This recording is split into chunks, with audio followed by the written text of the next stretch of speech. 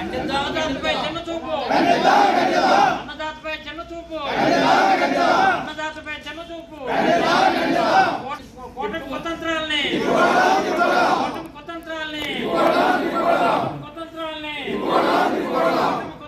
ఊరి అందిందాక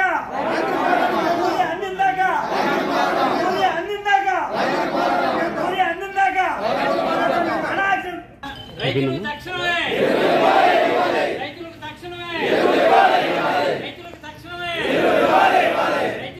రేపు అనగా 9వ తారీఖున పెద్ద ఎత్తున రాష్ట్ర వ్యాప్తంగా రెవెన్యూ డివిజన్ పరిధిలో రైతులు పడుతున్నటువంటి ఇక్కట్లు, రైతులు పడుతున్నటువంటి ఇబ్బందులు, యూరియా సరఫరా చేయక సకాలంలో యూరియా సరఫరా చేయక కూటమి చేస్తున్నటువంటి కుట్ర రాజకీయాల్ని, కుట్ర విధానాలని, కుళ్ళు విధానాలని ఎండగట్టడమే ధ్యేయంగా వైఎస్ఆర్ కాంగ్రెస్ పార్టీ మా నాయకులు జగన్మోహన్ రెడ్డి గారి పిలుపు మేరకు అన్ని డివిజన్ కార్యాలయాల్లో కూడా మేమందరం కూడా నిరసన శాఖలు వినిపించబోతున్నాం.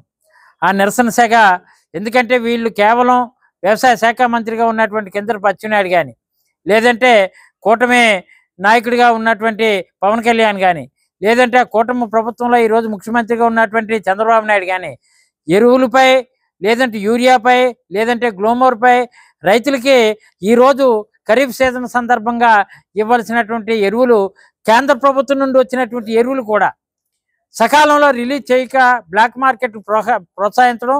బ్లాక్ మార్కెట్లో చూస్తే ఎక్కడ చూసినా ఏ యూరియా షాపుల దగ్గర చూసినా సరే నిల్వలు లారీ నిల్వలు ఉండడం.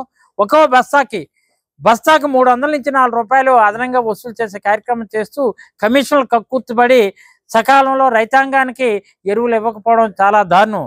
అందుకనే ఈరోజు రైతులందరూ కూడా రోడ్డెక్కి అన్నదాత అన్నమా రామచంద్ర ఏంటి ఇలాగా చంద్రబాబు ఇలా చేస్తున్నాడని గొగ్గోలు పెడుతున్నా సరే పట్టించుకోలేనటువంటి పరిస్థితిలో రైతులకు బాసటగా ఉండాలనే ఉద్దేశంతో ఎరువుల బ్లాక్ మార్కెట్పై అన్నదాత పోరు అనే కార్యక్రమం రేపు 9వ తారీఖున అనగా రేపే ఉదయం 10 గంటలకల్లా అనకాపల్లి డివిజన్లో, అనకాపల్లి రెవెన్యూ డివిజన్ ఆఫీస్ దగ్గర యలమంచిలి నియోజకవర్గం నుంచి పెద్ద ఎత్తున 1000 మంది పైబడి రైతాంగం అంతా కూడా తరలి వెళ్తున్నారు.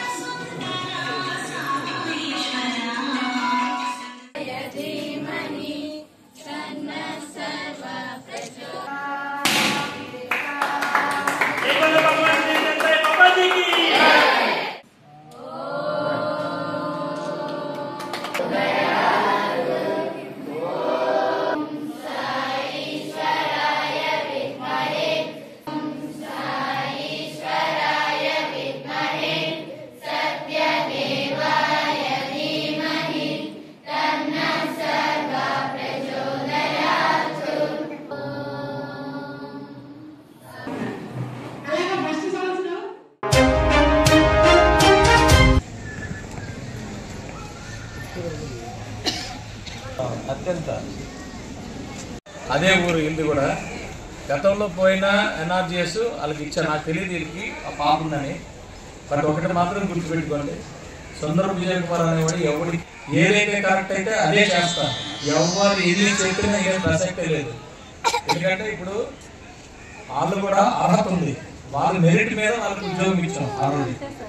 నా మీద ఏదో మాట్లాడారు, వాళ్ళకి కూడా ఉద్యోగం ఇస్తాం, డౌట్ లేదు అందులో. కానీ మెరిట్ మీద ఇచ్చాం ఉద్యోగం. ఈ అమ్మాయికి కూడా పోయిన ఇది మళ్ళీ ఇచ్చాను గవర్నమెంట్కి.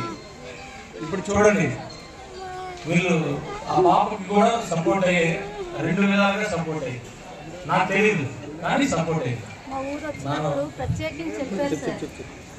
గ్రామ పంచాయతీకి వచ్చినప్పుడు, ఎలక్షన్ ముందు వచ్చినప్పుడు మాత్రం నీ పోస్ట్ నీకే ఇస్తానమ్మా, నువ్వు గర్వంగా చేసుకోవచ్చు ఊర్లోని అని చెప్పేసి నాకు మాట ఇచ్చేసి అది కూడా కలవలేదు. కలవకపోయినా సరే గతంలో ఒక అమ్మాయి మర్చిపోయి పోస్ట్ తీసేశారు. ఆ అమ్మాయి పోస్ట్ ఆ అమ్మాయికి మనం ఇప్పించాలి గవర్నమెంట్ వచ్చిన వెంటనే అనే ఉద్దేశంతో నా పోస్ట్ నాకు ఇచ్చినందుకు చాలా గర్వంగా ఉందండి. సార్ని కలవడానికి నేను ఎన్నోసార్లు ప్రయత్నించాను, కానీ నాకు పాపతో సార్ను కలవలేకపోయాను. కానీ నేనైతే మాత్రం ఈ విషయం మర్చిపోలేను సార్. ఇలాంటి పిల్లలకు కూడా కొంచెం న్యాయం చేస్తారని సాధారణ దృష్టితోటి కలవడానికి వచ్చాను ప్రత్యేకించి. నేను ఎందుకు ఇక్కడ చెప్తున్నానంటే అడ్మినిస్ట్రేషన్ చేసినప్పుడు నిజాయితీగా ఉండాలి. ఎవరో ఏదో చెప్పారని చెప్పి లొంగిపోతే నేను నాయకుని అడగవుతాను, నేను నాయకుని అర్థమే కదా. ఇదే ఎగ్జాంపుల్స్, ఇంకేం కాదు. మీ5 లోకల్ న్యూస్ ఛానల్.